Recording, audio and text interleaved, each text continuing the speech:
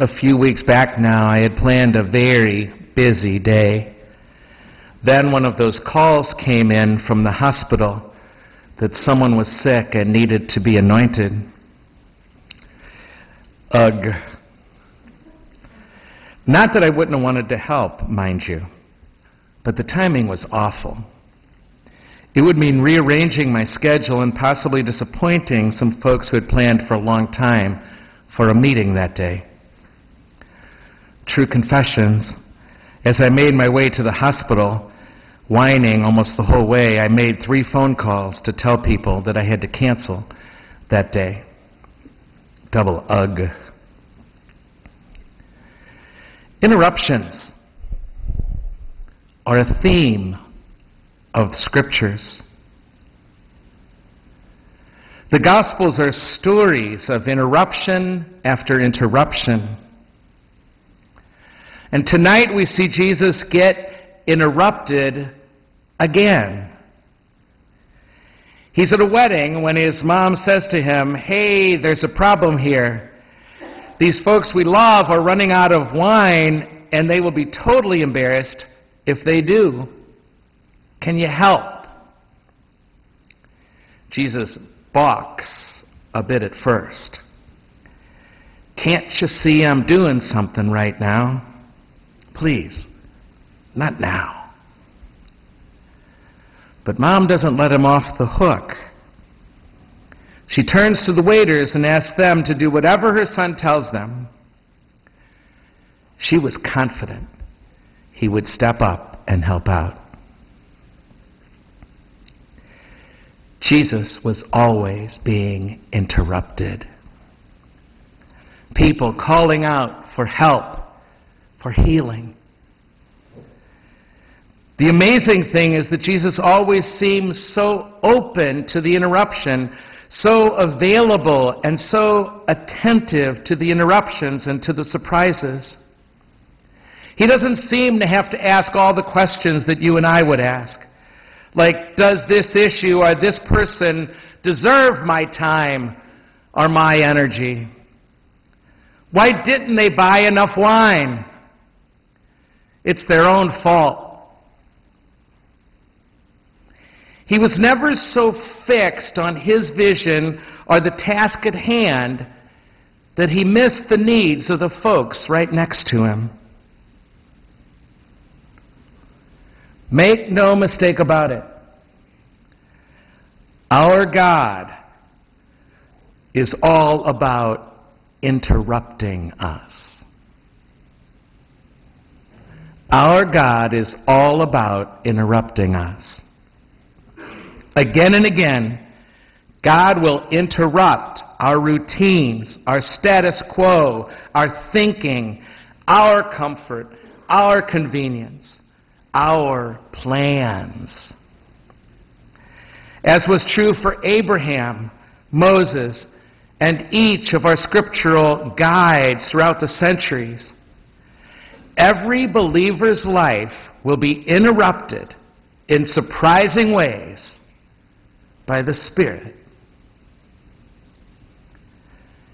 It seems, however, that we don't like that very much. We much prefer some predictability. We love to finish what we started first. Maybe it gives us a feeling of control or of stability, but we just don't want to alter the course. Even if we know that it is something important and good, we would much rather keep to the plan we have. But ready or not, like it or not, the interruptions will just keep coming. I spent some time recently with some young parents of infants, little kids.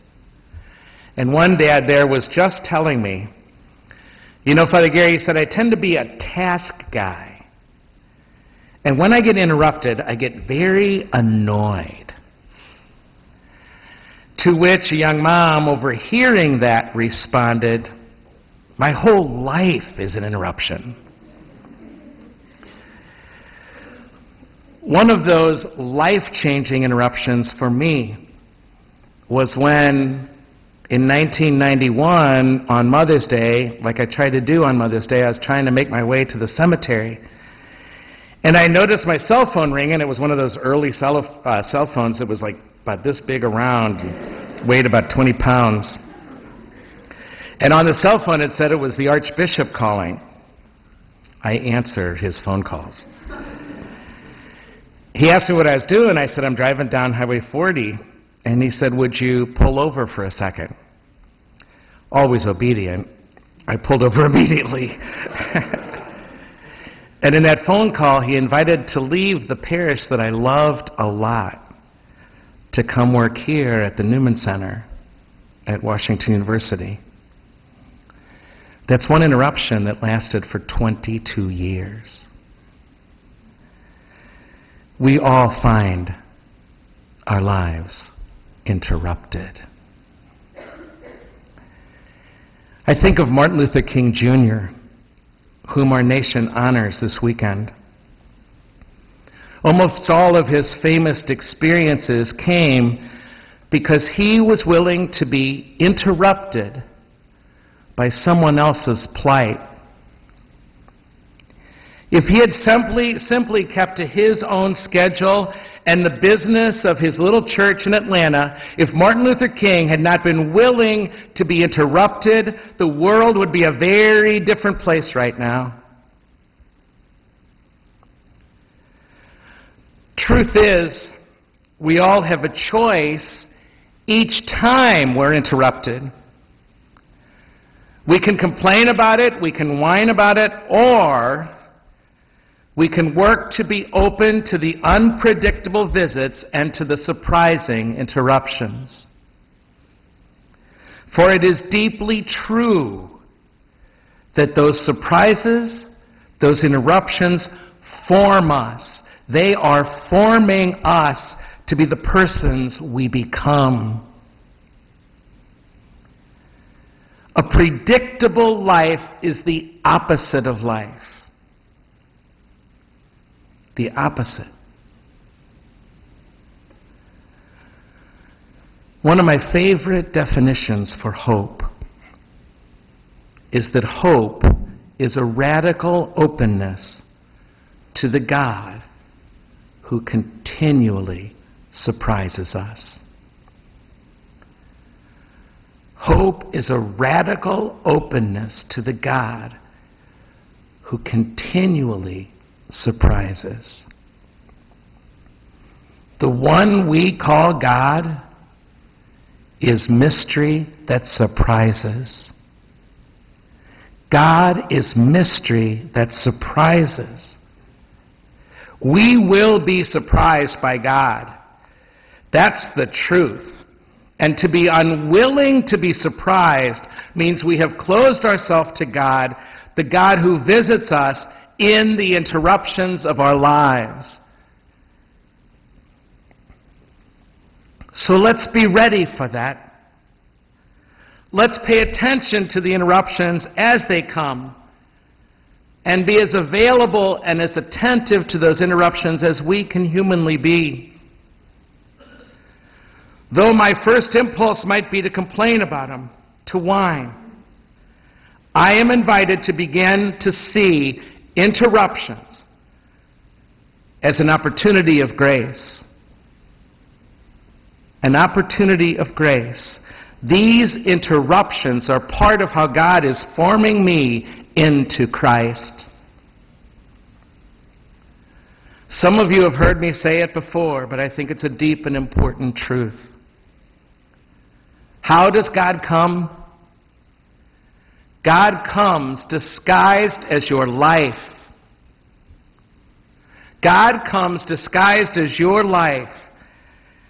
And my life is full of surprises, and it's full of interruptions, and it's full of things I wasn't expecting to have to do. And in those very things, I meet my God.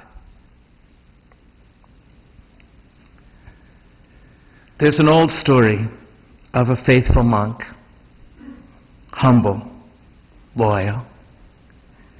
He did his work with joy. He prayed the best he could.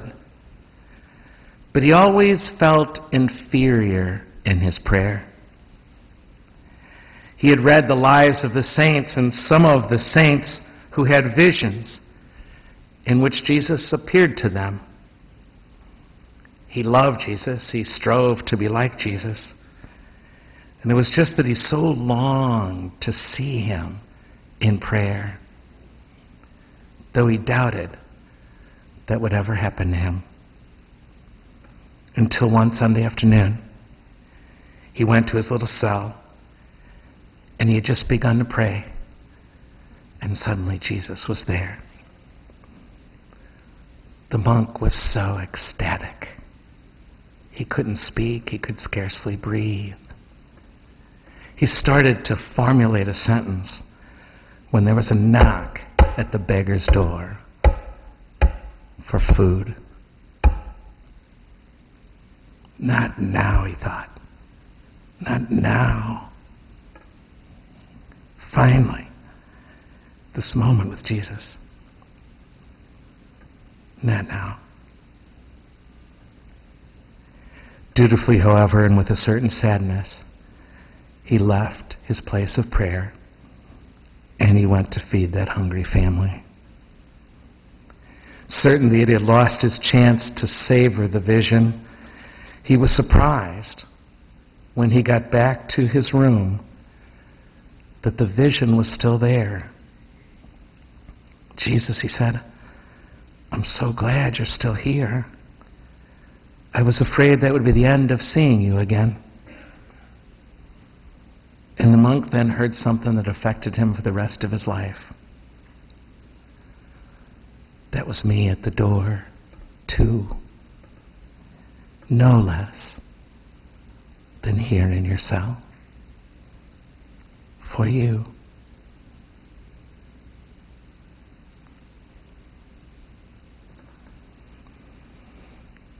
My friends, you and I both know the interruptions will keep coming. The doorbell will ring just when you're in the middle of something. It's all part of what each of us calls my life. And it all belongs in those very interruptions. We meet our God.